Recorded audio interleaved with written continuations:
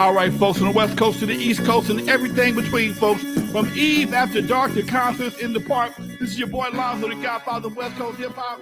Standing by in the dugout, my man Dusty Vision, y'all. It's about to go down like a broken elevator, baby.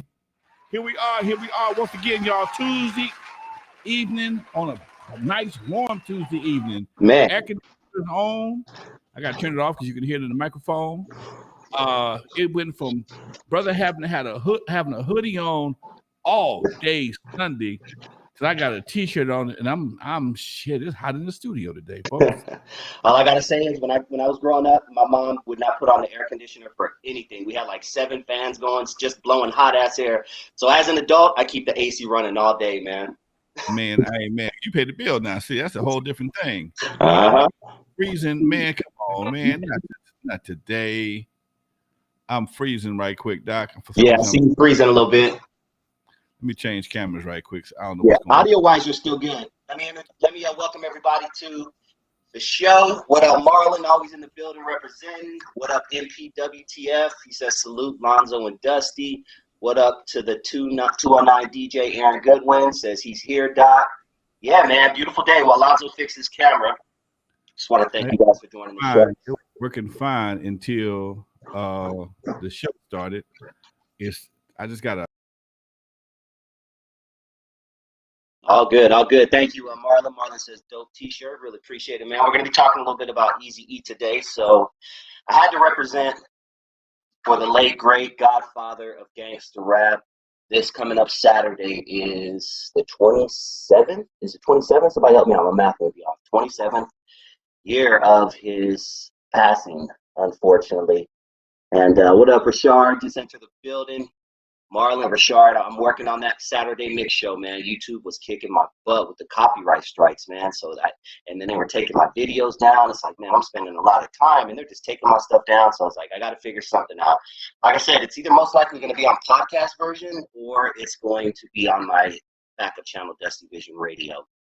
But in the meantime, just keep tuning into my show, Dusty Vision TV. What up, American Negro?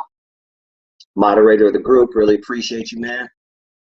Just talking to you while Lonzo's fixing his camera in the background. Hopefully he comes back to us. I don't even know if he hears anything we're saying right now. But make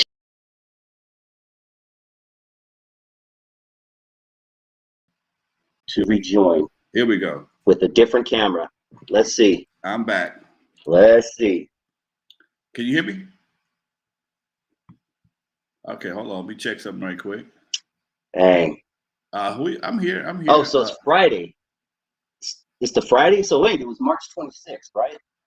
Is it March 26th Saturday? I don't know. My shit maybe on Friday or Saturday. One of them. Shout out to the STEM Radio. Cruise Control and Maxwell. It's fun doing your show. Please subscribe to his channel, the STEM Radio. Can you hear me? You guys can hear me, right? Like, you guys hear me. Let me know. One person just let me know if you can hear me. I don't even know if you can hear me. Can you hear me? I'm just over here talking. Waiting for Lonzo. I'm here. That's weird. I see him on one screen, but I don't see him on the other screen. Yeah, I'm right here, Doc. You know. All right. I see something happening. He's doing something. Yeah, I'm working this shit like a.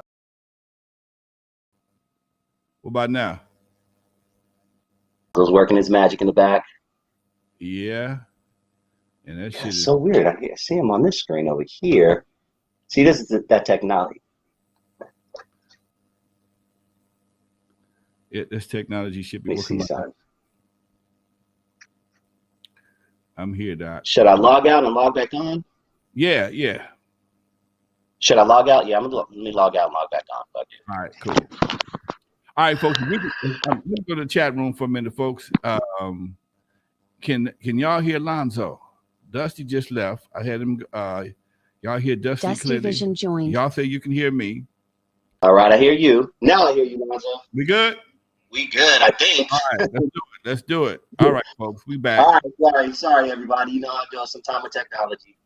But yeah, let's get it started, man. A lot of stuff to talk about this week. This first story that I read about, first person I thought about was hearing Lonzo's opinion on this. 6'4", Will Thomas, a swimmer from Texas, was ranked 462nd in the world as a male swimmer. Now, since changing his name to Leah and identifying as a woman, she is ranked number 1. That's that bullshit, man. I'm Talk to sorry, me. Doc. That's that bullshit. Look, and what I understand is homeboy still got all his equipment down there. Okay. At one point in time, what is the rule? What are the rules for having junk or junkless? Okay. If you still maintain your junk, you should technically still be a man. Okay. How you identify, you may feel that way, but it's not fair to the women, man. I mean, how do you go from 400 and something in the men situation? And number one, it's obviously you're stronger, you're bigger, 6'4". Come on, dude. You probably got a 2 foot, a 1.5 to 2 foot advantage over the average female swimmer, and it's not physically fair. I mean, the whole idea for sports, for the most part, is to test the physical attributes of an athlete. If you are automatically physically stronger, how you identify mental, this is not a mental situation. How you identify mentally and emotionally should not have a bearing on your plumbing. If your plumbing does not qualify you to be a woman, then you should not be swimming with women.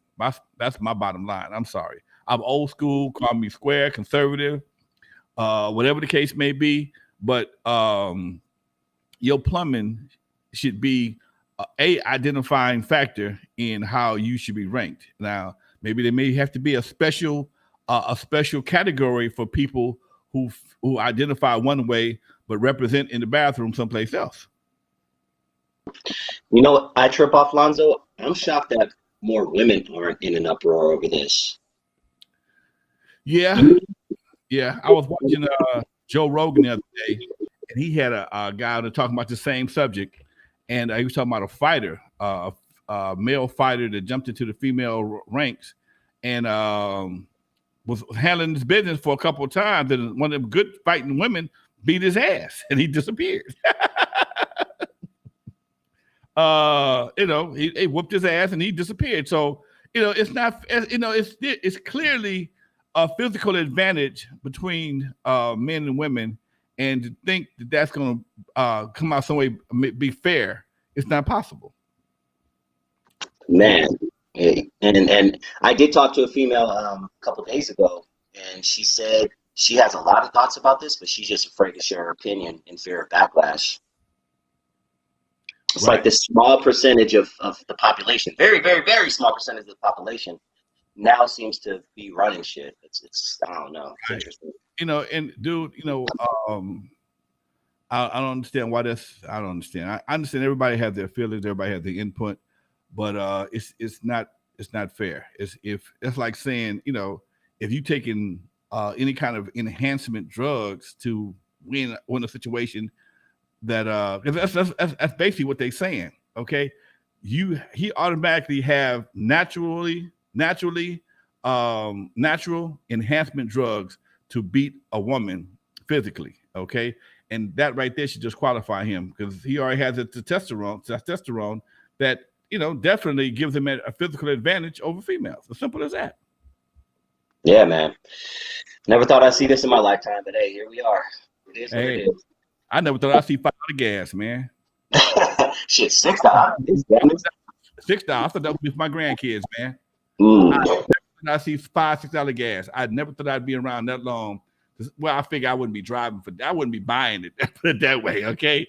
I didn't think I'd be buying $5 gas. I might be seeing it, but I wouldn't be buying it, okay? But I'm buying it like everybody else, okay? I remember I saw a $5 gallon gas in England. It's been $5 a gallon in England for quite some time. And I thought, oh my God, it's England. They're crazy. Hey, they ain't as crazy as you thought they were. Man, here we are, dude. Well, let's move on. There was fortunately a few shootings this past week. Now, it seemed like the South by Southwest. I ain't going to no hip hop convention, none of that shit. I'm staying far away. Motherfuckers are getting popped left and right. But a couple rappers, one in Miami was shot, and then another one was killed shortly after being released from jail, man. Man, hip hop is becoming a cancer within itself. Simple as that. South by Southwest used to be an event that everybody looked forward to.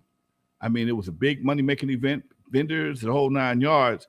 And when this type of situation happens, what's the first thing going to happen? Nobody going to want to insure it. Nobody want to host it, first of all, at a hotel or a venue. Second of all, the insurance companies ain't gonna insure it. And once that goes away, you got a whole other problem. Now you just got to bootleg it, and that's the problem. And that's something that you can't blame nobody but us, or you can't blame nobody but the participants. You can talk all that static you want to, prejudice, white men. Nope, you can't do it this time, baby. There ain't nobody at this shooting nobody but us. And this is a conversation with all hip hop need to have with all hip hop.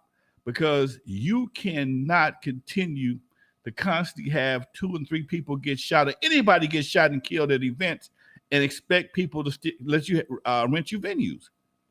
Anytime at one point in time, I remember we talked about doing an event at the Forum. We called about the Forum to do an event, and they told it was $18,000 and blah blah blah blah blah. And somehow or another, the word hip hop came out. Oh, I'm sorry. Hold on. Let me get you to my vice president. Man, they told us it was triple, 45,000. You got to have Inglewood PD. You got to have a $4 million policy, and it was just blew it out the water. And usually, the older shows are pretty safe because they know they pretty much going to be an older crowd. Okay, like Snoop was doing a show this weekend, I believe, in Ontario. Snoop and some more folks. Yeah, most of them folks, if they're doing a gang sign, it's probably because they got arthritis. So it's not like not like they're doing no set treatment. But when you start talking about these new acts and all this testosterone that's trying to prove themselves in various ways with clicks, and they never been sued like guys like Snoop have. Snoop has had a couple of lawsuits because of your boys doing stuff. He's experienced the pain of what could happen when your folks do some dumb stuff. And these guys, they're so temporary. And that's a good word. So most of these artists are so temporary. They got their money so fast, they don't think it's going to go away. And a good lawsuit or a good hospital bill, get rid of all that. All them millions would be gone. You'd be looking to borrow some money. Man. This was a sad story, not kind of. 2 sons are without their mother. Popular rapper Young Thug, the mother of his 2 sons was allegedly gunned down this past week. Police say it was an argument over a bowling ball that spilled into the parking lot. A bowling ball, dog. See? Well, I tell you, most of the time when the shit goes into a violent situation, when you go back to the root of the situation, it's probably about some bullshit. It's probably with a house ball. That's good. That's the problem. I bet you ain't nobody bought a bowling ball. Man, I want that size 5. And here okay. I bet you ain't nobody bought a bowling ball. It was a house ball. And when you get to bowling and having a good time, all them balls look alike. Somebody done rolled with the wrong person's ball, and they got pissed off, and ain't nobody back down. Everybody got their chest stuck out. Everybody got the talking head, and some dude had to kill a woman. Now that's some punk shit right there. That don't get no more punkish than that. What did she do to you that warrant you shooting her? Okay. Now, come on, look at what we're saying. I think it was 2 guys involved in this. If I ain't mistaken, okay. It was 2 guys involved in this and a woman over a bowling ball, and she ended up shot and dead. Okay. This is what I'm talking about. How do you expect people? I mean, come on, man. How do you expect venue owners to not be reluctant to have black folks in venues when we do dumb stuff like this?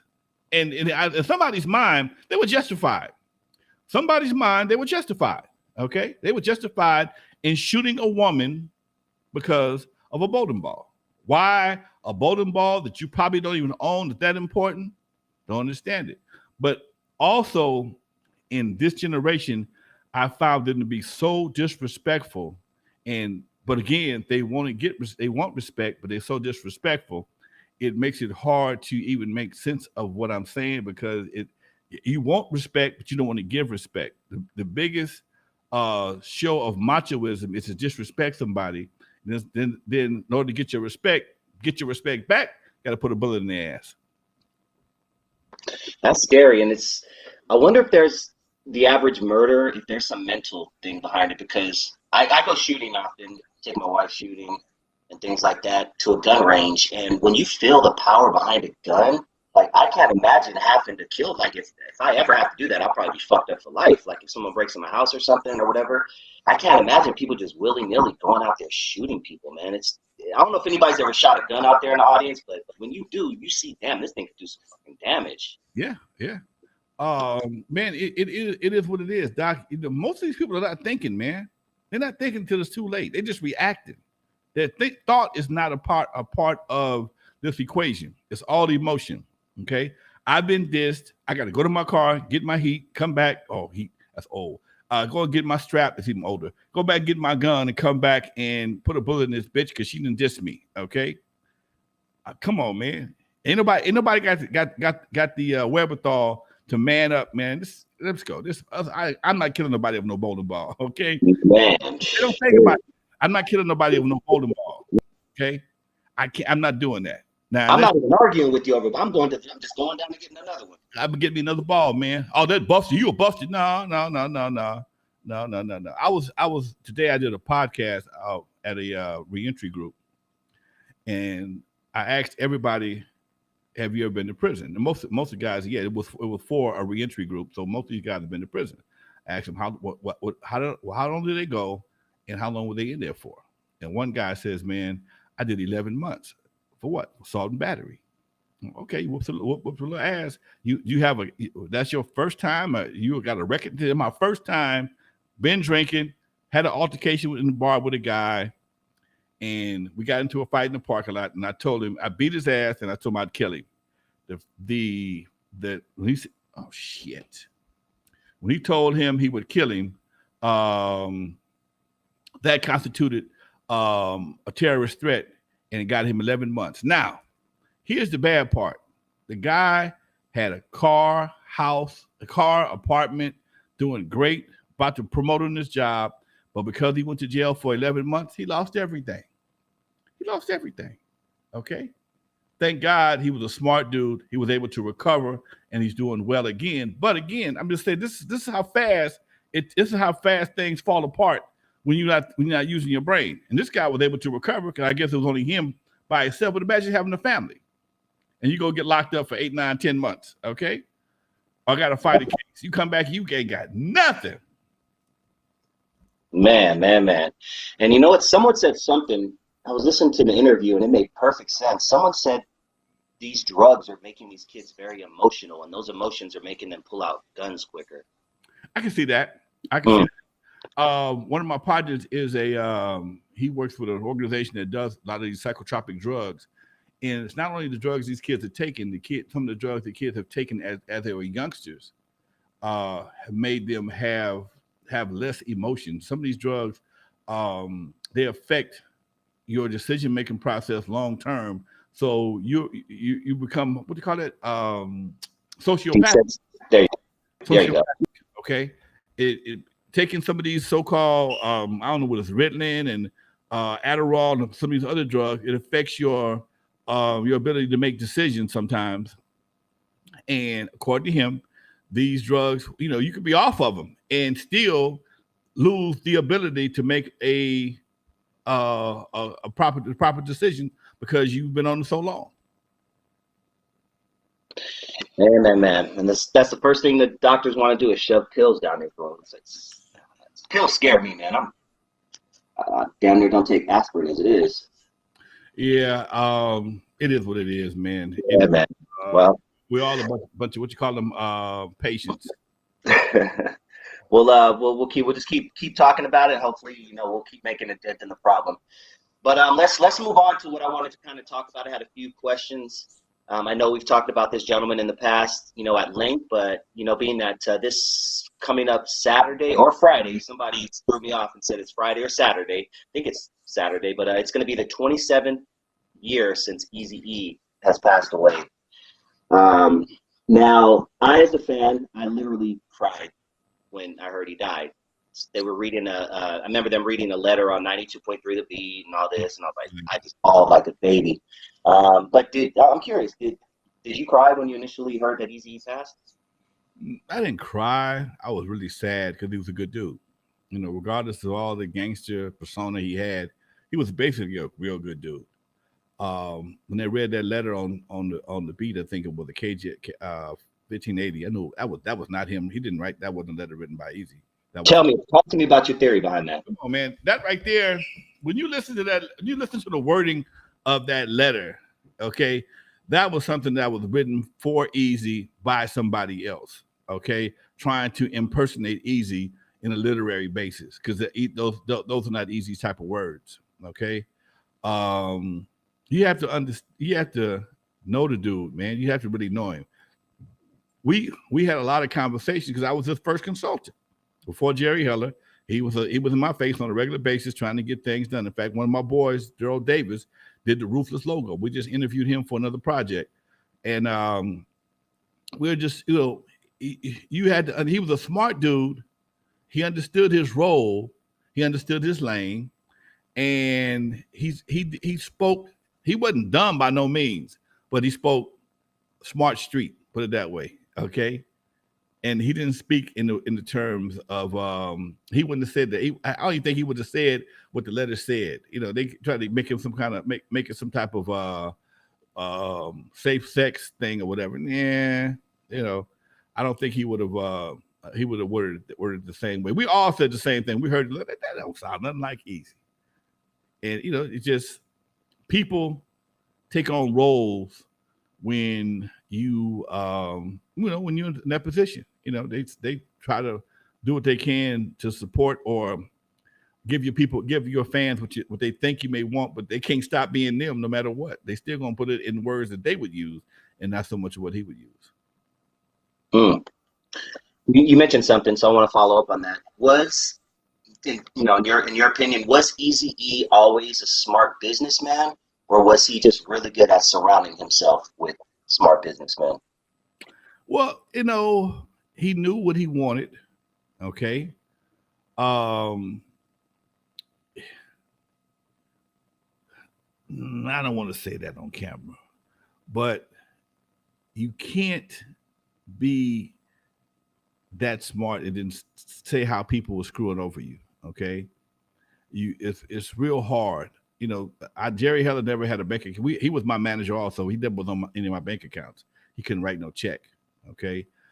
We were cool, but we weren't that cool. There's just certain things that you just you don't do in business.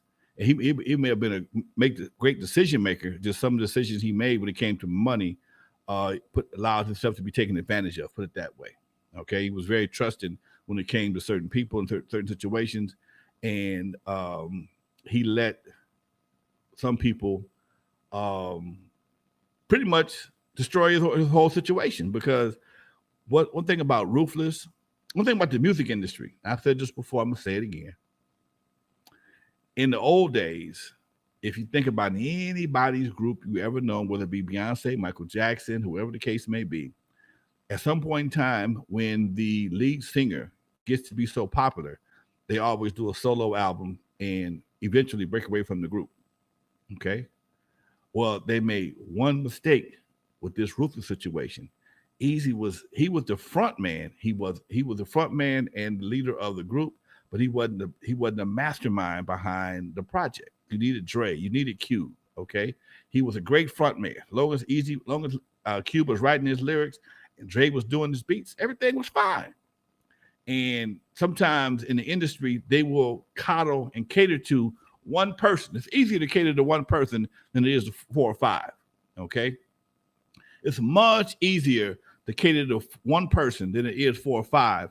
And when you have one person, if you can control that one person that controls everybody else, your job is that much easier. Okay. Your job is that much easier. But if you got to try and control all 4 of those guys, well, sometimes it may have been 5 or 6, depending on what picture you look at. Okay. So that right there is an old school move that didn't work because hip hop was so new. They didn't understand that hip hop was based around the beats and the lyrics. He delivered the lyrics and the beats very well, but he didn't write them, and that changed everything. So when he allowed himself to be put in a position where all his boys that actually helped him build that camp up left, and the last thing they had that was a big hit was Bone Thugs and Harmony. Okay, that was a whole other situation. Eazy Does It did good. I mean, don't get me wrong, they didn't fall apart, but they ended up they didn't do as well as they were before when Dre and Cube were there. And that was a whole that was a team effort, put it that way. Yeah.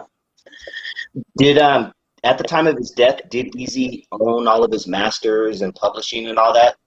I would think he would have. I would think he'd have owned the publishing. Not sure if they'd have owned the masters or not.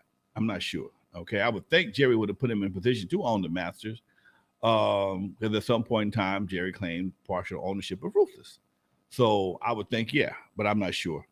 Can you explain that again, Lonzo? We talked about that, but can you explain the difference between owning your publishing versus owning your masters? Which one is better? Which one is worse? Like, are they equal? Well, the record company usually owns the masters. The record company owns controls the masters. The publisher controls the publishing, and which also controls the writers. So you could have 3 different entities owning one song. Motown owns the actual physical recording of the Temptations, but somebody else may have produced it, and somebody else, Smokey, may have wrote the lyrics. The writer gets his money. The publisher, the guy who actually put everything together. In hip hop, usually the publisher is the producer. In hip hop, usually, and most times, hip hop publishers and writers, the artist and the person who makes the beat, they split the publishing and the writers. Okay, in most cases. Now the record label, whoever owns the record label, owns the actual master recording. Okay, that master recording. Now you can take that one master recording after your contract is up, and take those same lyrics and same beat to another company and re-record a new master, and that master will be owned by that new company. The original master will still be there. If you listen to some, I always use Motown as an example because Berry Gordy was notorious for re-recording songs. Everybody on Motown did "Heard It Through the Grapevine." Everybody. There's a version of "Heard It Through the Grapevine" by everybody. So everybody who did now, Motown owns all those versions, but the person who wrote that song gets paid from every version. Motown only get now if somebody from another label does it, the publisher still gets paid, but the publisher and the writer still gets paid, but the master owner won't because there'll be a new master recorded if you re-record the song. You follow me? Okay, Joe Bet. Thank you, Willie Mo. Joe Bet was the publishing company. They sold a lot of stuff. They didn't sell Joe Bet. Okay. He sold Motown, the label. He probably kept the masters, but he didn't sell Joe Bet publishing because those songs will be making money for long after all of us are gone. Those songs are part of musical history. But the original writer of, say, "Heard It Through the Grapevine," every time that song is sung, whether it be Jackson 5, Temptations, Marvin Gaye, they get paid. But if they sing it for a different label, that's a new master. That's a new recording. And that's why they do it the way they do. Damn. Thanks for breaking that down, man. Now, you told us in the past that you sold Eazy the pictures of Dre in the sequins outfit. When Eazy released those pics, is that how they looked when you sold them to him, or did he like finagle them or add extras to them? I think they might have put a little something on it because it was extra blushy when I saw it again. There was a lot more stuff on his face than it was from the original because we didn't even know back then on that particular. Well, we did have a little. Wait. Yeah, we did have some makeup on that particular show, on that particular shoot, but it wasn't as much as it was in that shot. I gave it to him raw, and they did doctor it a little bit. Okay.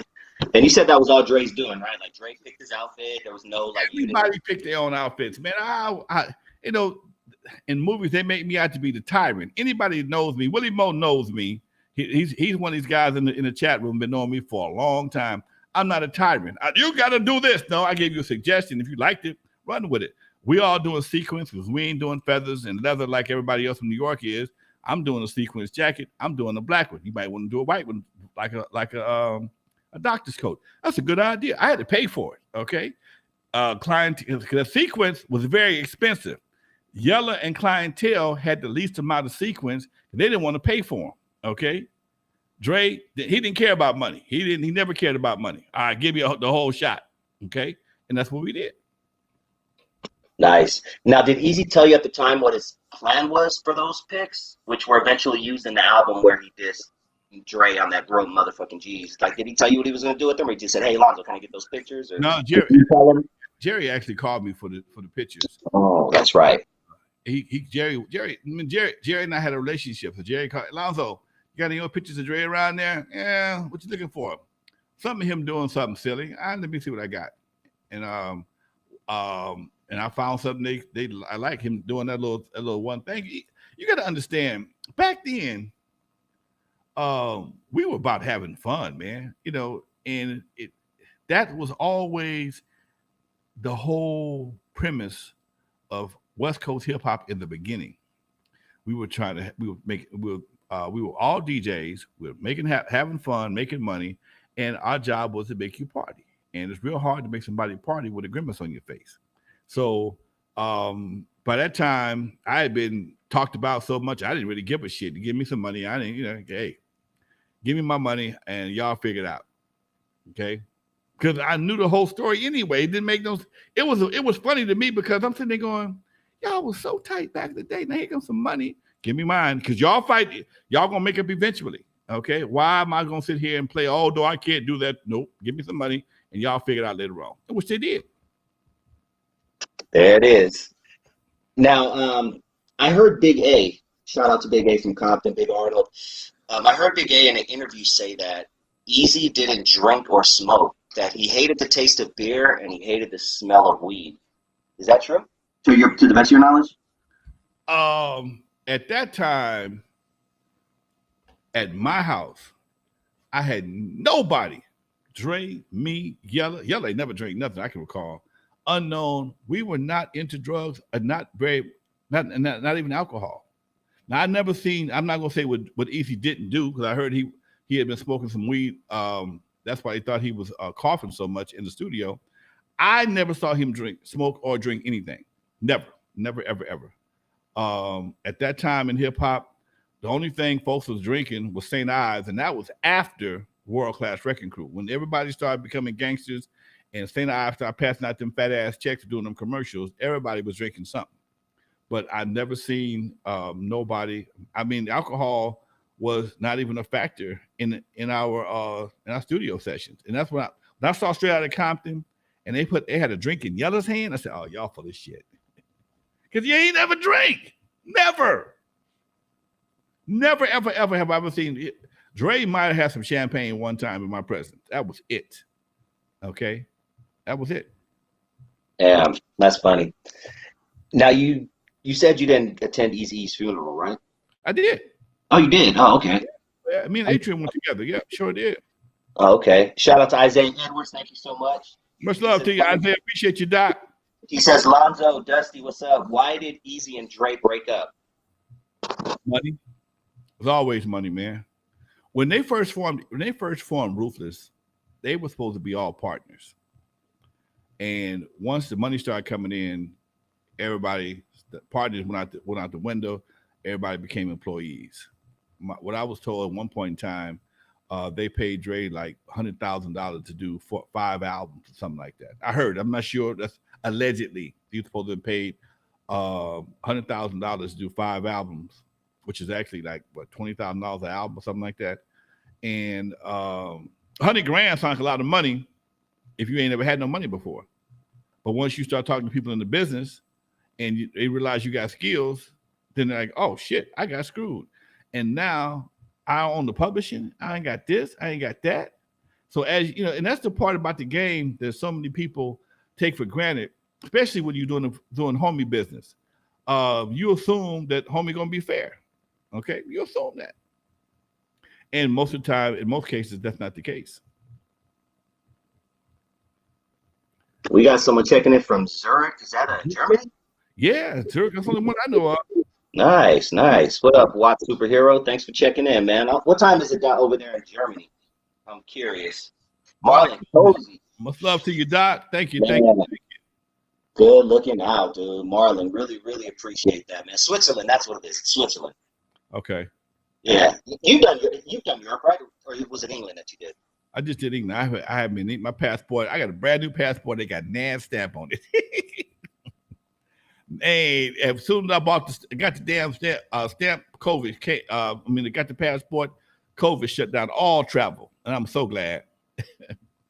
I'm glad I was stuck over here and not over there. Not over there. Yeah, real talk. You know what? To the best of your knowledge, what was the relationship like between Eazy and Jerry at the time of Eazy's passing? They had broke up, man. They had split up. And it was at kind of at odds, man. Eazy allegedly had found out Jerry was spending some money on some things he wasn't supposed to be spending it on, and Eazy was pissed. It's because now you feel stupid. Okay, now you feel stupid, and because I went to the office and Jerry was no longer there, and it was a big deal, and that's why when Eazy passed, all the suspicions started coming around. He might have did this. I think he did this. Nobody knew nothing. I mean, he had so many different things going on at the time between Jerry and Dre and Suge. Nobody. Then you all of a sudden you get married at the last minute. Come on, man. Nobody knew nothing. It was too many. It was like a major whodunit. And here we are 27 years later, and we still don't know who done it. They say what may have done it. Nobody respects the fact that is supposed to be the cause of death. Nobody, because there was too many things happened in that short period of time. No autopsy. My man got married on his deathbed. No autopsy. Folks started claiming money. He just went in the hospital, never came out. Come on, man. I hope one day we get the truth about that because it's just too fishy. Yeah, that's true too. I'm gonna leave it like stop talking right here. Man, real talk.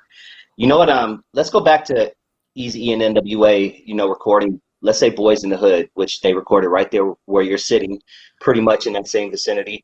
But in hindsight, N.W.A. seemed like, from a fan perspective, like a meteoric rise. Like one day they were here and they just blew the hell up. But obviously you were there before the fame and after the fame. But you know what? Did it seem like a meteoric rise to you, or was it like a slow progress? For me, it might be a little different than most people because when they first came out, Turn Up the Lights was the shit. I was the big dog. So Jerry, by him being managing all of us, he'd have us all going on shows together. Me, Eazy-E and N.W.A, Just Ice, Ice-T, and World Class Wrecking Crew is the headliner. So people came to see us, and they wasn't getting the responses they were used to at World Class Wrecking Crew, and it didn't really jump off as fast as they thought it was. In fact, it was even funny, man. I just saw something other day on YouTube. I forgot my man's name. He has a YouTube channel. He broke down Eazy-E and N.W.A songs, and he said, "Man, you know what? No disrespect to nobody. Most of these songs were actually satire. They were not the gangster songs they were talking about. They talked to some gangster shit, but if you listen to them carefully, they were funny. They were satire because all these guys in real life are some funny dudes. Dre, Cube, and Eazy are all funny dudes, man. And they put a lot of that comedy into the record, and they also put that same energy. And I see you, Russell. Much love to you, Doc. We got your question coming after this, Russell. I promise. Okay, and when they went to the studio, they brought some of that same comedy. Listen to some of those skits. It was just talking like a gang of shit. And then when Rodney King and the 92 riot jumped off, "Fuck the Police" became the national anthem. But look at the prelude to "Fuck the Police" and how they got to that part. Okay, and you'll see it was a whole different. It wasn't just about the police. It was a court scene, blah blah blah blah blah blah, and it made for a whole different narrative. And I think that's what made it. That's what made it interesting. When my man broke this, he got a YouTube channel. He broke it down, and I listened to it. In fact, I reached out for him. And I want to get him on the show at one point to talk about that because he broke down. I think N.W.A made like 60 some odd songs. Out of the 60 some odd songs, there was only maybe about 9 or 10 that was actually hardcore gangster. Most of them was kind of satirical. Yep. I know exactly what channel you're talking about. I saw that too, and I'll try to make the connection. He breaks it down very interesting. His theory is that they started out. His theory is that they started out as a parody group, but people took them serious, so they ran with the serious thing. Right. And when I tell people all the time, when Eazy was at my house, I said, "Man, how long are you gonna play this gangster stuff? As long as they keep paying me for it, okay." You know, as long as they gonna pay me for it, Liza, I'm gonna keep on doing it. Hey, man, I ain't mad at you, Doc. And this is one reason why, even at that time, I couldn't really do it because I knew they wasn't serious. It wasn't a serious move like that. It was just something they was doing, and it was like, nah, y'all gonna do that? Okay, cool. That's fun. Sound like fun. Have some fun. But then when it was serious, and then it even got more serious, and you got other groups come along like Above the Law and some more groups that were really serious about this shit. Okay, it kind of changed everything. Man, that's a great theory, dude. Russell has a question. Shout out to Russell, and thank you so much for the 10 bones. Russell says, Kid Frost said Eazy had went to get acupuncture and may have gotten AIDS that way. What's your take on that, Lonzo? I saw Kid Frost his interview, and he said that, Kid Frost was a Gemini too, right? Yeah, he'll think his birthday right around your birthday. And me and Frost was talking together. We was in Vegas together a couple of months ago, and he's the same dude he was. And I met him back in 1984, man. And I saw the interview. He was saying that he believed that Eazy had went to a acupuncture, and he may have got his because he was complaining about his leg or back or something. He said he felt he went to somebody else's acupuncture that was referred to him. He may have got his some dirty needles. I'm not sure, man. I'm not sure. I'd be crazy to sit and say, yeah, that's what happened. Nope, can't do that. But what Lonzo will tell you is he doesn't believe his dad died of AIDS. That's what he will tell you. That's what I do believe, but he will not. I don't believe that. I mean, look, man, I watched when AIDS first hit the scene in the 80s, okay? First person I ever know that had AIDS was Rock Hudson. Okay? Rock Hudson was a white, old school, white heartthrob. And for almost 6-7 months, every day they would give an update on my man's health condition. Rock Hudson is suffering from AIDS, resting comfortably at his home in Beverly Hills, whatever the case may be. It's went on forever, man. And he finally passed. And for somebody to go into the hospital on the 1st, and be dead by the 10th from the same disease and walked in healthy, looking healthy, dude, everybody that's ever seen the effect of HIV and AIDS said it's a long-term deterioration, okay? It's a slow death. Magic Johnson had HIV, and he's still kicking it today. And at that time, Eazy had more money than Magic did. Okay. Yep. And according to a report, Magic has no detection of HIV in his system whatsoever. Okay. So Eazy had the same money, if not more, and it was right around the same time, if I'm not mistaken. So he had access to all the resources he had all the same access, all the same resources, dude. He had the same thing. Then the money was there, the resources were there. I forgot what year. Somebody tell me what year Magic 92 when he announced 91 and Eazy died 92. 93. Eazy died in 93. So Magic had it first year. Yep. Okay, now Magic had it first, quit the NBA. He's still living today. Magic a couple years younger than I am, and Eazy died 10 days after Magic had it 91. Okay, Eazy died 10 days after diagnosis. Come on, man.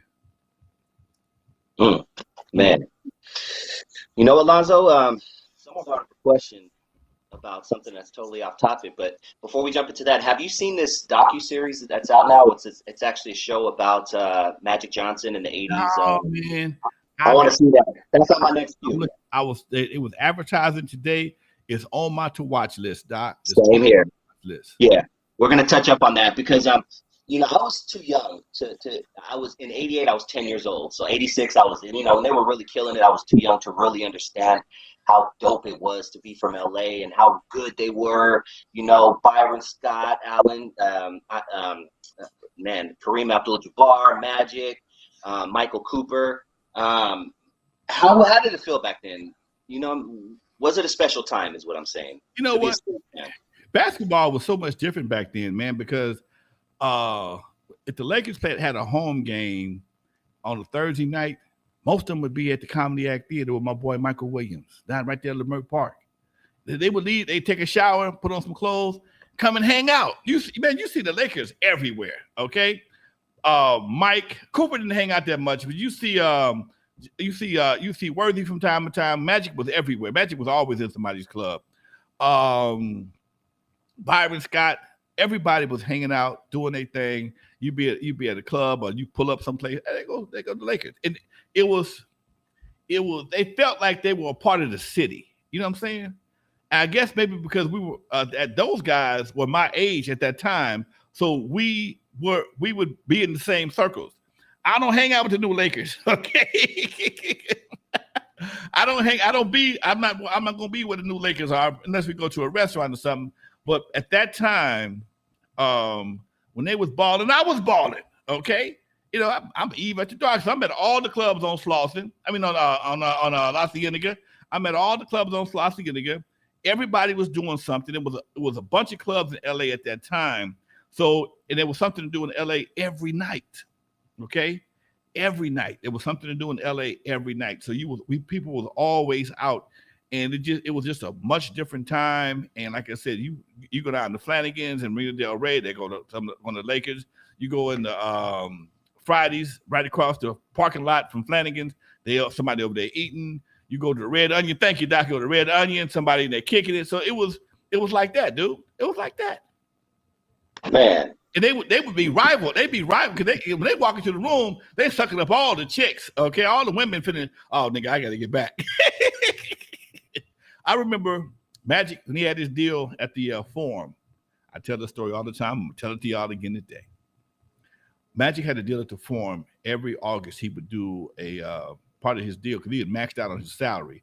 So they figured out a way to give him more money by giving him the Forum one night a year. I think it was around his birthday, Midsummer Magic Nights, or something like that. It was like an all-star game, okay? And Magic would have parties. Because there used to be a hotel in the parking lot of the racetrack called Hollywood Park. It was I forget the name of the hotel.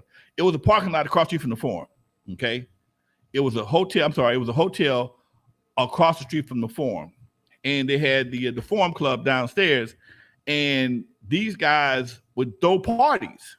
So Magic would rent. He would get the Forum, invite all the NBA players out. And I never forget this as long as I live, man. I got a ticket to go to one of the games one night, and I'm walking around. I walked over by the tunnel where the players come out at, and I'm sitting there, I'm looking, and around the tunnel, some of the most gorgeous women in Los Angeles, in the regular little black dress. And most of them ain't got on no drawers. How do I know they ain't got on no drawers? You could look up and see, okay? And sometimes they would show it to you, and you wonder why guys got 13, 14 kids. It was like that back then, dude. Got something for you. And, you know, and that's what they did, man. And you ain't, me a club owner, you ain't got nothing coming. You got to wait till they get through everything else. And then you might get some leftovers. That's hilarious. Man, good time, dude. The 80s, man, the 80s and 90s, or the 80s actually, man, I guess were for me was really a hell of a time because we was blowing record crew was the shit. You know, we were like one of the first groups on the West Coast to blow up. We got Lovers and we didn't have Turn Off the Lights yet. We had that to the late 80s.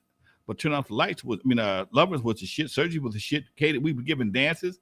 And we was just, if you ask Yellow or Clientele, we was just celebrities in the hood, man. We couldn't go nowhere. Okay. It was like that. We was damn near as big as the Lakers in some places. Okay. Some places. All right. Lakers had us beat, but for the most part. We walked in the room. If the girls saw all the super fines was gonna go to the Lakers, yeah, we got to be girls. What the hell? A minuses from time to time. I have a last question before we talk about anything else you want to talk about, but I have an Eve After Dark question. I tagged you in a post. Someone in a Compton group on Facebook mentioned, "Oh, I used to party at Eve After Dark. Shout out to Eve After Dark. Shout out to Compton and all that." And there was someone in the audience, obviously in the comments. There's always one or two people, but someone said, "Well, technically, that's not even Compton. That's L.A. That's Los Angeles." So Eve After Dark is technically Los Angeles, but no. Okay. No. Okay. After Dark is not Compton. It's not Los Angeles City. It's L.A. County. Okay. Okay. Compton is in L.A. County. Paramount is in L.A. County. Inglewood is in L.A. County. We were in what they call an unincorporated part of the city. Okay. And we're not under city jurisdiction. That's how we weren't in Compton city jurisdiction. We weren't in LA city jurisdiction. We were in LA County jurisdiction. We were patrolled by the LA county sheriff. Okay. We weren't patrolled by LAPD. So the rules that applied to clubs across Imperial didn't apply to us. That's why we stayed open to 4 or 5 o'clock in the morning. There weren't a lot of after hours back then. Okay. And if there were, most of them were illegal. But my club, Name the Game, and the Carolina West were all in LA County. Okay. LA has pockets of areas around the city that are unincorporated areas. Like right there by the airport. The airport is not LA City, if I'm mistaken. It's LA County, but LA that has its own police department. Okay. The way you know a city from a unincorporated area is, well, it used to be by the police department because Compton had his own police department. LA got his own police department. Gardena got their own police department. But the sheriff could go anywhere anyway, so it make no difference. But yeah, that's not gonna work. But anyway.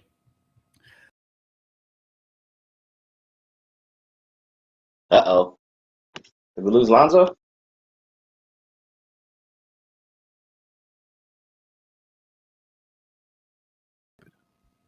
Eve After Dark. I don't know. Can you hear me? Yeah, I didn't stop. I don't know what happened. They didn't dip me out of the screen. Eve After Dark was in a part of the area that was not a part of LA City, which was beautiful because it gave us a whole nother way of doing things that nobody else could do. Nobody, all the dances Uncle Jam's Army gave didn't, we did the after parties because we were in the county. They had to be out of there by 12:30, 1 o'clock. We'd still be open till 4 or 5. Okay. A lot of people are saying Carolina West. That's one that I personally don't know anything about. Carolina West was a club in LA. It was right by the airport, right off Los Angeles and Century. And it was also in the unincorporated part of LA. And it's open to 9 o'clock in the morning. They would literally be open all night because no matter where you are in California, at 2 o'clock you got to pull up all your liquor. Okay, Carolina West was popping so hard. At 1:45 they take up all the liquor, and at 6 o'clock they still be rocking to the after hours. At 6:01 you can bring the liquor back out. Liquor stores cannot operate between the hours of 2 a.m. and before 6 p.m. If you see a liquor store, most liquor stores open at 6 o'clock in the morning, 6 or 7 o'clock in the morning. Okay, you can't sell liquor between 2 a.m. and 6 a.m. Liquor stores, clubs, nobody. But Carolina West, they didn't care because they had such a hell of an after hours. They would still let you in and let you party, let you get your groove on after 2 o'clock with no liquor. And I think at 6 o'clock in the morning, 6:01, they start selling liquor again. Damn, dude. Yes, And sir. no problems. All that partying and just very Man, little problems. dude, if you went to the Carolina West, man, it was a pimp players joint because they had phones on the tables, okay? And you can you can see the women at a table and call them on the phone. Hey, baby, how you doing over there? I'm over here at table 4, blah, blah, blah. I see you over at table 22. Can I get this dance? That's some pimp shit. That's some That's a pimp shit right there. okay? They had a little phone system throughout the club. You could dial with people up on the phone and, hey, I see you over there. I see you at the table. Are you and your girl? Can I buy you a drink? I'm coming over there. That kind of shit, okay? And they had pool tables and stuff like that. So it was and the dance floor wasn't square. It was a snake dance floor. It went through the whole club. The dance floor was a narrow floor, but it was like a snake. It's a snake throughout the whole club. So yeah, it had some pimp vibes to it, man. It just was a different kind of joint. And I don't know it wasn't owned by no black folks, but it definitely had a different kind of vibe, and it was also right next to a strip club. Hey, that didn't help either. Now unknown, I see unknowns in the house. He talking about Jackie O's and the Subway. Now Jackie O's and Subway, them was my spots right there. Okay, Jackie O's is right on La Cienega, and I'd leave the Eve at the dark sometime, go hang at Jackie O's for an hour or so, and do what I do my damage over there, and come back to the club and get my money. Subway, that was we go to the Subway on Thursday night and just do our dance, and we just couldn't dance no more. But all these buildings are gone now. All these things have been either remodeled and reused for something else. Ain't nobody doing it like we used to do it, baby. Nobody. It's over with. Forget about it. Damn, man. Watch Superhero says, where was the late night eating spots? Oh, man. Late night eating. Fat Burgers, baby. Fat Burgers 24 hours back then. Fat Burgers was everywhere. They were 24 hours. And they had a Fat Burgers right there at La Cienega, and it's a car shop right now, but two streets merge into one. And Fat Burgers had a little bitty dinky joint, but man, that place would be cracking because you had Osco's on La Cienega. It was Osco's. Osco's was the club they used in Saturday Night Fever. Okay, it was right. You're in Beverly Hills now. You in Beverly Hills. Osco's is in Beverly Hills. Jackie O's, Speakeasy, all these clubs in the same area. Speakeasy had a Fat Burgers right by. In fact, I'm gonna tell unknown he can't do shit. I'm gonna tell this unknown story right quick, right?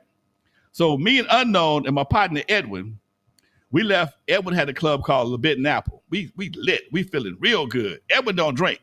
Okay, so me and unknown, we damn near drunk out of our minds. Then we hungry though, so we go down to Fat Burgers on La Cienega and Santa Monica Boulevard. Anybody know anything about West LA? It's full of alternative sexual people. Okay, we sitting up there in Fat Burgers. Okay, we sitting in Fat Burgers, and unknown is so lit, he decides he want to go and mack up on these white girls over in line. Okay, so me and Edwin sit back. Unknown, he's in rare form. He started talking to these women, blah blah blah blah blah, and my boy Edwin, at the top of his lungs, he yells out, "I see a dick! I see a dick! Nobody move! I see a dick!" Unknown was talking to two cross dressers, and homeboy got excited. Man, everybody in Fat Burgers, the cashier, the cooks, the customers, everybody is on the floor laughing their asses off. I had to run out the room to get some air because I could not breathe. Okay, it was so damn crazy, man. And the two people he was talking to, they ran out of the club. I mean, out of the restaurant, out of embarrassment. And my boy Unknown had a look on his face, man, like, what happened? Dude, it was hilarious, okay? Oh, man. That goddamn story, and you can get mad if you want to. I don't give a damn. So, how long after that did they date? Just kidding. No, I'm just kidding.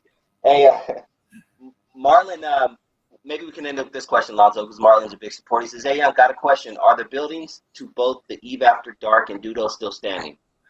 Eve After Dark is still standing. Dudo's has been gone for a while. Dudo's is now some homes. Okay. Trying to I love unknown stories. I love unknown stories, man. We got to get more stories. Huh? We got to get more unknown stories. I love unknown stories. I got a bunch of them.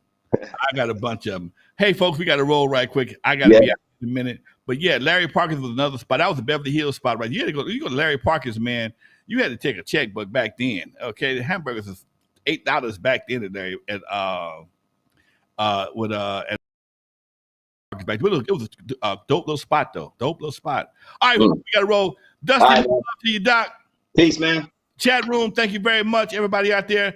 If you donated, if you didn't, thank you for tuning in, folks. You're live with Lonzo, the Godfather of West Coast hip hop. Everything you drop, we appreciate it. Much love to you. Yes, unknown. I'm telling all you gotta do my damn interview. You better do my damn